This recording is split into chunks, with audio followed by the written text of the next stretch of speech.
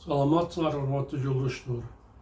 Бүгүн биз сиз менен кайрадан кыргыз элинин Манас баатырлык эпосу жөнүндөгү көрсөтүүлөрүбүздү улантабыз. Силерге мурда айтылгандай, мен Манасчы Сагынбай Орозбактын вариантынын негизинде 5 томдуу роман жазганмын. Кара сөз түрүндө.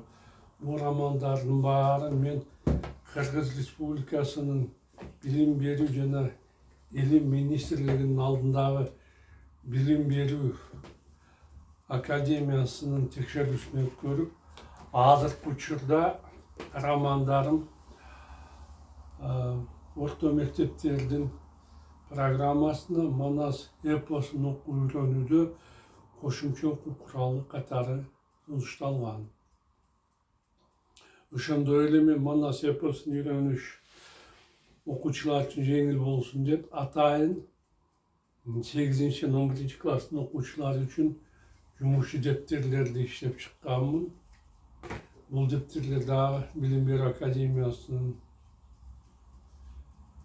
чечими менен мектептердин программасына киргизилген. Азыркы учурда мен үчүлтүктүн экинчи бөлүгү болгон Семетей эпосунун үстүнөн иштеп жатамын. Азыр Семетейдин биринчи тому бүтүп, экинчи тому жазып жаткан учурум. Биздин эпос кыргыз тилинде болгондуктан аны бүтүнү жүзүнө жайылтуу үчүн орус тили оңтойлуу болгондуктан мен өзүмдүн романымды орус тилине котордум, 5 томдон которуп, аны атайын интернет сайт ачып, epos-manas.com деп. Ошол сайтка орус жана кыргыз тилдердеги романдарымды сатуу үчүн койдум. Кимде ким кааласа ошол жерден романдарды сатып алса болот. Мындан тышкары мен күн сайын эпосту жөнүндө айтып берип, романымдан үзүндү окуп, ушундай видеороликтерди кыргызча жана орус тилинде чыгарып жатамын. Орус тилиндеги видео тасмалар дүйнө жүзүнүн 112 тилиндеги субтитр менен коштолуп жатат. Бул деген биздин жер жүзүнүн кайсы гана жашоочусу болбосун, эми Манас эпосу менен, менин романым менен өзүнүн эне тилинде же өзү жакшы билген башка тилде тааныша алат дегенди түшүндүрөт. Ошондуктан мен силерден суранат элем, биздин видео тасмалар жөнүндөгү маалыматты өзүңөрдүн жакынкы жана алыскы чет мамлекеттерде жашап жаткан туугандыктарыңарга, дос жарларыңарга, тааныш билиштериңерге билдирип коюңуздар. Ушундай кылсаңар, силер Манас эпосун жайылтууга өз салымыңарды кошкон болот элеңер. Мына мен Манас жөнүндө, эпос жөнүндө кыскача айтайын дегеним ушул. Эми силердин уруксатыңар менен романымды окууну улантсам.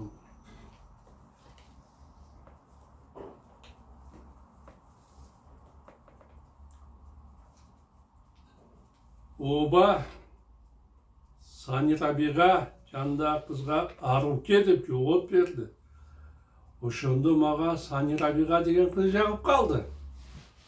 Ал кулдун кызыбы, кандын кызыбы, төрөнүкү, бектикиби, мага баары бир. Ушул кызды балама аялдыкка бергиле. Эгерде бербей турган болсоңор, анда таарынбагыла. Мени көрбөй коем деп ойлонбогула. Өзүңөргө кыйын болот деп опуралай сүйлөдү жак. Бул аябай жаман кыйынсынган, өкүм сүйлөгөн чал экен, жүрөгү туштап калып. Мунун жайын каныбызга толугуйдан айтпасак болбой тургандай. Эгерде кызыбызды бербесек, чоң мамлекетке кала тургандайбыз. Бек Жақыпқа сыр бербестен аны тамақ ашымен сөйлеуін улантты. Кейін Абышқаны ошол жерге жатқызып, бектер Атемирге барып, Абышқанын сөздерін бүт айтып беришти. Жақып болса ошол жерде түнөп калды. Эртесин эрте турган Абышқа ишке чыгып, Сани Рабиғаны кокусунан көрүп калды. Тиги кимдин кызы? Аны менен чогуу жатып калган Акылбай Бектен сурады. Кубанган Жақып. Атемирдин кызы Сани Рабиға, жылмая жооп берди Акылбай. Мен жактырган кыз кандын кызы турбайбы? Ого өтір кубанды Жақып. Акылбай, сен Атемирге бар, ал мага кызын берсин. Эгерде бербей турган болсо, анда ачыгын айтып койсун.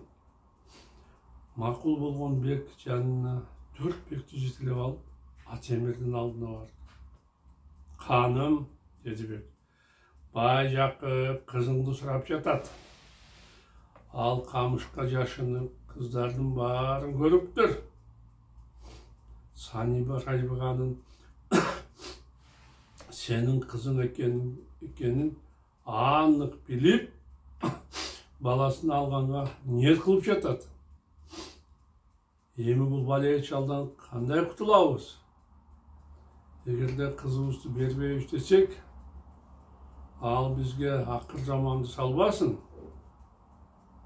Туура айтасың, бегим, ойлуу жооп берди Атемир. Сани Рабиғаны бербесек, бул өчөшкөн чал баласын айтып, чоң кол менен келип, сазайыбысы берүүсү мүмкүн. Оба ханым, абалда ошондой болуп жатат. Кайгылуу жооп берди Абдыкалып. Каныңар кызын берсе берсин, бербесе ачыгын айтсын деп бай Жақып бизди камады. Анын мүнөзүн көрүп, бүт денебизди калтырап басып, боюбузда кайрат калбады. Эгер дагы өчөшүп, тең тайлаша турган болсок, бул чал эч кимдин жанын аябайт. Эч кимдин жаны эсен соо калбайт. Бир топ ойлонгон Атемир Абдыкалыкка буйрук берди. Сен азыр 7 чабарманды кабарга жибергин. Менин алдыма баардык акылмандар жыйылсын. Шаардын бектеринин бирөө да үйлө калбастан мага келсин. Буурайчы менен бектердин баары атка минип, тез жетип келишsin.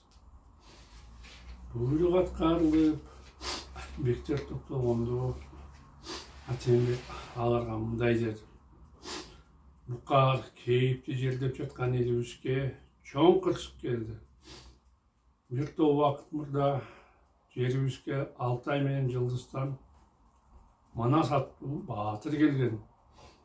Чече анын атасы Жақып менден Манас үчүн кызым Санини сурап, ушул кызды келиндикке мага бер деп жатат. Себеби баласы аны мага катын алып бер деп кыйнаптыр. Эми биз ага эмне деп жооп беребиз? Ага кызыбызды бербей койсок, ал бизге келип, уу көтөрүп, чабуулга түшүшү мүмкүн. Ошондо тумшугу жок кыргызды урушуп жеңе алабызбы? Же жокпу? Акылмандарым, Атемир сүйлөп жатканда анын сөзүн эч ким узган жок. Силердин эсиңерде барбы же жокпу билбеймин. Менин угушумча, кыргыздар каршылашкан душмандарынан эч бир качпай, ач бөрүдө алышып, арманы жок салышат экен. Алар менен өмөлөшүп уруш салып, өлүмдү моюнга алып, өлбөгөн жерде калышып, уруша кармаша турганыңар барбы? Деп Атемир элине суроолу тиктеди. Тегеректе турган эл канына эмне деп жооп беришин билбестен элейип туруп калышты. Баарын чыкпай калганын көргөн Абдыкалып Бек Атемирге кайрылды. Ханым, деди Бек, Мұрынқұлардың айтқан сөзі бар. Ырысы жоққа доочу, ырыстуға жуучу келет. Мына қызыңыз 16 жашқа шығып, күйеуге шығатырған мезгілі жетіп келіптір. Ал қандай жерге түшіп, тағдыры қандай olur, аны Құдайдан башқа ешкім білмейді. Тура айтасың, бегім ор шүкірді Атемір. Биздегі маалыматтар бойынша атағы далайға жеткен Қабылан Манас батырдың өзі аябай қату, өзі қанға лайық жан екен. Аның оңай олтоң емес жоқ екендігі қадетсіз болғандықтан бұл мәселені ызы чуысы шешкен өзі ханым Абдықалықбеков тура айтып жатады. Қоштоды досының сөзін ақылбай. Бейса дегенде Манастың қанша жашты екенін, қандай екенін сұрабайды ғой. Анын атасы ушул жерде емес пе? Мақұл, ашынып кетеді ме? Кімде дағы қандай сұныш бар? Ханым жауап берді Абдықалып. Егерде сен азыр Жақыпты қызымды бербеймін деп ұзатсаң, анда бізді азапқа саласың. Ошондуктан аны алдайды. Бұл құрған чалға қыз үшін аябай көп қалың сұрайды. Ойымызға келген малды, озымызға келген пулды талап қылсақ, Жақып не қыларын білбей, алды артына қарабай қачады. Сен тура айтып жатасың, деді Атемір. Жақыпқа чоң қалыңды салалы. Ошонда алып ара болып санды алып, ұн шықпастан қачып кетеді. Жақшы ақыл табылғанына қуанған қан разы болу қат қырып жіберді. Жақыпқа қандай алым салсақ, деп қайырылды Атемір жанында нөкерлеріне. Аға қанша мал, қанша төс алсақ, Аспиден, Келеден, Көшбанктан қаншаны сұрасақ, ақылмандарым қалыңға жылқыдан 100-ді, шудырдан 3-ді, қойдан 500-ді, бақардан 30-ды, құлдардан 2 кішіні, қырыл алтын ділдеден 1000-ді сұрайлы, деді Ақылбайыз. Бұл көшмен қара қырғыз мұнша алтынды тапмақ түгіл, аны көрбесе керек. Жақып мұның барын топтап бере албайды.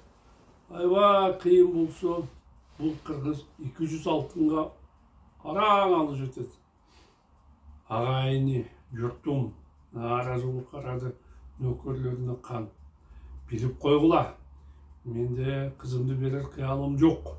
Ошондықтан бектер, айтқан малыңардың бары аз. Сілерді қиын десем, кімінде ақылыңар жоқ тұрбайбы? Жақыпты қашыралы десек, ағай көп малды айталы. Тура айтасыз, қаным, деді Ақылбайыз. Қырғыздар демне көп, мал көп. Алар қиын алмасын айтқан ұстатқарып, қызыңды ылан бергейін деп бізге қиыншылық салбасын. Айтқан сөзіңізде қадет жоқ, қақтана жауап берді Абдықалып. Қырғыздарға малдан қалыңды аябай көп салбасақ, шерменде болып қаламыз. Ова, деді Атемір. Қырғыздарда мал көп. Бірақ бұл қырған қырғыз қызымды алам деп малды жиып жүріп дейсіңер бе? Жақыпқа мал күшін көрсетіп, аға 60 шудырды салалы. Ошол 60 төнін 30 ұрғачы, баштары қара, өңгөсі ақ болсын. Қалған 30-ы жаңы бойы қап-қара, жалаң башы ақ еркек тө болсын. Мұның барын табалбастан, қу қырғыздар күшіні менен мақ болсын. Ең сонын ақыл қатқырды Абдықалып. Қалыңға жылқыдан қаншаны сұрасақ? 500-ді сұрайды, сыныш болды Ақылбайыз. Аны бермей қойғандан кейін, малымды бермей қойдым деп, биза белсеніп жатып алабыз. Бақардан болсаға 200-ді салабыз. Аны жөн айтпастан, түрдеп айтабыз. Аспиден 500-ді сұраймыз. Алардың өңітісіне қатты талап қойсақ, қандай болады? Сұрауы тіктен нөкерлеріне қаным. Тура айтасыз, қаным, Cevap verdi Abdülkadir. Kırgız'ın neyesini odarıp, mangdayında ağı, domşuğun üstünde nokta kesken tağı var. Aşpilerdi sırayla. Adem'i kara attan yüzdü, çaldın mı oyununa salalım. Ha ha ha, küldü Atemir. Жақсы кеңеш бердің бегім. Аттардың үсті қандай болусын талап қылады. Аттардың құйрығы қап-қара, бойы ақ болсын. Қара жалды құладан біз елуіні сұрайды. Шабдар менен торыдан 25'ti. 2-3 асы бақардың ағынан 50'ünü салалы. Қара малдан қанша қалың салсақ, қара бұқалардан 50'ünü salalım. Önkөy targıl ögüstün 50 ögüstü bizge versin. Ögüstlerin tüsü ölçem ne değil. Anın 25'i karala, kalganı sarala olsun. Bakardan 200'ü salalım. Kalınga kaçbanktan kançan alsak 2000'di. Alardın mini kara, mini ak olsun. Mına hurmatlı yoldaşlar, bizim vaktimiz sonuna jetti. Men sizler bilen koştaşamın. Kayradan joluguşkança salamatda kalgıla.